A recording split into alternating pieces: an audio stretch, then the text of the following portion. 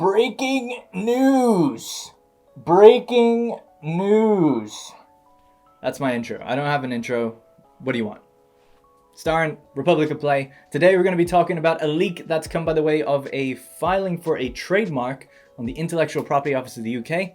And that is by Creative Assembly for a game called Total War Saga Troy. So pretty obvious just from that the next Total War game is going to be a Total War Saga Troy. And this was likely going to be announced at Gamescom, maybe even as far out as EGX, but either way, the trademark has kind of revealed it to us and it's in their name, so it's pretty legit. So we have had a Total War Saga game before, and that was Thrones of Britannia. That game is almost a meme for a lot of people in our community. Some people do actually quite like it, but largely it came out to mostly negative reviews after a while, and then kind of settled on mixed after they updated a couple times. I believe internally it sold extremely well, and they were planning a bunch of DLCs, but they all kind of got scrapped and they pulled out essentially when the player base dwindled away really quickly. So what is this Saga game? What are they? If you didn't play Thrones, what does it mean?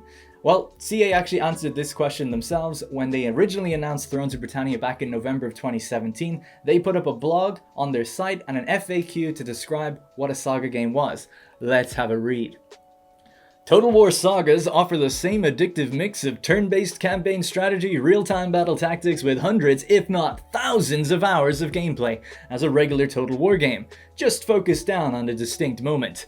They'll be concentrated games which will put you right in the middle of a dynamic point in history, where the outcome could have gone in a huge number of different directions. Such moments also tend to be constrained to a tight geographical area as well. So that's essentially what a Total War Saga is. Basically describes Total War games, but I guess the idea is that they have a smaller focus on a shorter amount of time. That being said, Thrones of Britannia's time frame actually is about the same as a normal Total War game, but its geographical area is definitely smaller. Essentially, for the cynical people out there, it is basically just a cheaper, smaller, lower budget game that is sold for a little bit less than a mainline Total War game as well. So what else do we know about this project? Well, not much, because Creative Assembly haven't formally acknowledged it just yet. However, a few months ago they did talk about it briefly when they said that the Saga team was now working on a new project, and this was going to be the CA Sophia team. So for those who don't know, Creative Assembly actually bought another studio a couple of years ago called Crytek Black Sea. They renamed them to CA Sophia, and they put them on Rome 2 support and Rome 2 DLC, and that's why Rome 2's DLC started kind of cranking out again. They did that for about a year, and they actually stopped after Rise of the Republic came out 1 year ago today, so they've been lying kind of dormant for a year, obviously working on this Saga project since then, and I think they were lending some help for 3K and some other projects as well. So if we just hop back over to the FAQ that I was reading just a moment ago, they also said that Sagas won't introduce brand new eras. They'll follow on from previous Total War games and inhabit the same time period, or at very least relate to it. Fall of the Samurai is exactly the kind of thing we're talking about here. It was a standalone spin-off for Total War Shogun 2 focused on the pivotal event of the Boshin War. So that's essentially what sagas are, right? They're always going to relate to a game that's already existing, because these are cheaper games, they're making them for cheaper, they have smaller teams, and they're not charging totally full price, although they're not far off it, but they're not charging totally full price for it. So, begs the question, if they were going to base a game off of Troy, what game would they use where they've got a bunch of assets already? The closest game in relation to that would be Rome 2, and the CA Sophia team are very familiar now with Rome 2 after having worked on it for a year. So, putting two and two together, it seems pretty clear that Rome 2 is going to be the foundation for this game because CA Sophia are so familiar with it. And if we want to see features that we've seen in later games and quality of life improvements, it's totally possible that they could take some of those and backport them to the game. Much easier to do that. They're all using the same engine and framework anyway, so I'm sure that is totally achievable, especially considering that they've been developing probably for the better part of a year. So I guess the worrying thing here would be that because it's based on a Rome 2 framework, it might just be really buggy and broken all the time. I don't see how it's not gonna be, even with a year of development, and I don't know, I hope that it won't be, but essentially that game, the charges in the game for cavalry don't look right, spear on spear combat, we're gonna be dealing with hoplites here, doesn't look right, doesn't play right, and it doesn't feel responsive. And I think we're way more used to the Warhammer type of combat and the 3K type of combat, where things just run way smoother, flow much better, charges are reactive and responsive. So it's definitely going to need a lot of work if I think it's going to pass the quality threshold that I think players are going to have for it. So I thought it'd be interesting to talk about the Trojan War and Troy in general, just to kind of get a feel for where this game could potentially go in terms of its design, setting, the map, things like that. And I think it's pretty obvious where Sierra have been leaning recently with regards to famous characters and mythology and stuff like that. So let's talk about it a little bit. Now, I took classical studies in high school. It was an option to take, and I know it was pretty cool. It was pretty big with the ladies. You know, I was like, hey, do you want to see my Greek Doric pillar? You know what I'm saying?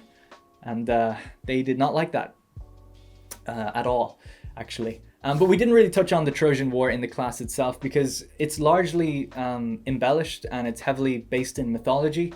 And there's some argument whether or not this conflict even happened. You know, there's no real debate whether or not Troy is a real city. Just whether or not any of this stuff happened is so far beyond what we know. And the reason for that is it actually took place 1200 BC. So it's really, really far back. You know, I think the Peloponnesian War is like somewhere 450 BC or something like that. And that was in Wrath of Sparta. And that's the earliest a Total War game has ever gone. So we're going way back, 600-700 years even before that. But we have Wikipedia open here, so I thought we'd just talk about a little bit what's on screen. So, in Greek mythology, the Trojan War was waged against the city of Troy by the Achaeans, or the Greeks, after Paris of Troy took Helen from her husband Menelaus, king of Sparta. The war is one of the most important events in Greek mythology and has been narrated through many works of Greek literature, most notably Homer's Iliad. The core of the Iliad, books 2 to 23, describes a period of 4 days and 2 nights in the 10th year of the decade-long siege of Troy. The Odyssey describes the journey home of Odysseus, one of the war's heroes. Other parts of the war are described in a cycle of epic poems which have been survived through fragments. Episodes from the war provided material for the Greek tragedy and other works of Greek literature and for Roman poets, including Virgil and Ovid. So you can see even just like right from the beginning, it's like, yep, this is just like mythology, blah, blah, blah, blah. I highlighted another paragraph, which I thought was kind of interesting. Whether there is any historical reality behind the Trojan War remains an open question. Many scholars believe that there is historical core to the tale, though this may simply mean that the Homeric stories are a fusion of various tales of sieges and expeditions by Mycenaean Greeks during the Bronze Age. Those who believe that the stories of the Trojan War are derived from a specific historical conflict, usually dated to the 12th or 11th century BC, often preferring the dates given by Eratosthenes, 1194 to 1190 BC, which roughly corresponds with archaeological evidence of a catastrophic burning of Troy. So the reason I wanted to kind of mention this and show you guys this map here of like all the events that happened is because it seems like a very odd setting for a Total War game. And I think the idea of Troy and those types of units and stuff is pretty cool, actually. And going back this early is pretty cool. But I just can't help but feel like it's really weird to have it on its own game. It's a war between basically two cities that lasted for 10 years, where there was like not much conflict. I think Achilles took armies south and raided Ionian coasts and captured a few towns, but he was like largely unopposed. There was no like really big decisive battles or anything. So when you talk about these flashpoints in history where anything can happen, I don't see it. You know, what else could have happened? They could have won or not won. Was there any other outcome to that? It's not like you could say, what if Troy won the Trojan War? I don't think there's a really big alternate history thing going on there, because they were largely kind of isolated off by themselves anyway. So Troy wasn't even fully sieged during the 10 years. It was largely open, actually. It was just there was armies around it, and they had full supply into Asia Minor. There's some interesting things that went on with Thrace at the same time, and then there's all this mythology and lore stuff, which I think is what you're really going to see with this game, because the other fear is, where's going to be the unit variety between largely just two different types of Greek states fighting each other? Like, where's the unit variety in that? I feel like if they went uber realistic, then maybe it would be like pretty cool, and then we could get away with like a little bit less variety, because it would just be like really realistic and like grounded, and be like, oh shit, this is like super violent, super realistic. We're thinking supplies, got to be really tactical with what we have. But it doesn't seem to be doing that. I mean, we don't know. I mean, all we know is that there's a title, right? That is all we know. But it just seems to me that choosing Troy as a setting, which is something that's heavily embellished and has all this mythology, It seems like we're probably going to see stuff like Amazonian women warriors. We might see influences of the gods, like the Amazonian goddess is the one that orchestrated this whole war. There's a bunch of Greek gods and stories and spin-offs that have all come from this kind of area and time period. That seems to be, and then there's all these like heroic depictions of characters like Achilles and Hector and Paris and Agamemnon. Like these are guys that are going to be fighting out, you could imagine, in a Total War game, like in 3K, like out on their own, single entity, bashing heads, largely invincible. And some people really like that. Unfortunately for me, it's just not really for me when it gets to that stage. I'm totally interested in the era, the actual conflict, what really happened, but as soon as it starts getting a bit over the top, I lose interest personally. But I'd be still interested to see what they're going to do if they do include mythology and stuff like that. It could be quite cool. I just wanted to add one thing as a follow-up. The sticking point for me is when I zoom in on combat in these types of games, and when one guy gets hit and like 6 people fly back, I just find it to be so crazy. Like I lose attachment to the characters, I lose attachment to the men on the ground or the women on the ground, and I just like really don't care anymore about the whole thing. It's not that the setting initially would turn me off, but if they did it in a grounded way, I wouldn't mind if Achilles was like a bit of a beast and he was quite powerful or whatever and he's able to hit a few people. But if he gets an arrow in the face and it just sticks in his head and it just stays there, I'll just, it's the kind of thing that just immediately puts me off. And if troops just like auto replenish no matter where they are, then I don't really feel like they're real. I lose the connection. So those are like the 2 sticking points for me, because some people often think, I just don't like anything fantasy, I'm really into history. It's not the case. I'd love a fantasy game if it was just a bit more grounded. I don't care if there's dragons in it. It doesn't bother me. But as long as it's just a bit more grounded in terms of how people react to the world they're in, then I'm totally into it. So I wanted to bring up the Wrath of Sparta campaign pack for Rome 2. And this came out in 2014, so it was a long time ago now. But essentially, this is a very, very similar area, geographical area, to the area we're probably going to be dealing with. Although I'm sure that the Saga game will have a much bigger and blown up map than this. I don't know if it needs that, to be honest, but it probably will have it. Now, the interesting thing is this was actually originally designed by Jack Lusted, who then designed Thrones of Britannia, and is probably, my guess, is going to be designing the next Saga game as well. And I hope he's learned from, some of the feedback that people gave him about both games. And Jack has made great stuff as well. He made Age of Charlemagne. He helped turn Rome 2 around with numerous patches. He designed other DLCs for Attila and for Rome 2 as well. So, hits and misses. We tend to focus on the negative, but he's definitely done some good stuff. So I just hope that, a big problem with this was carbon copy units. Making units distinct when the era and the culture is all largely the same is really difficult.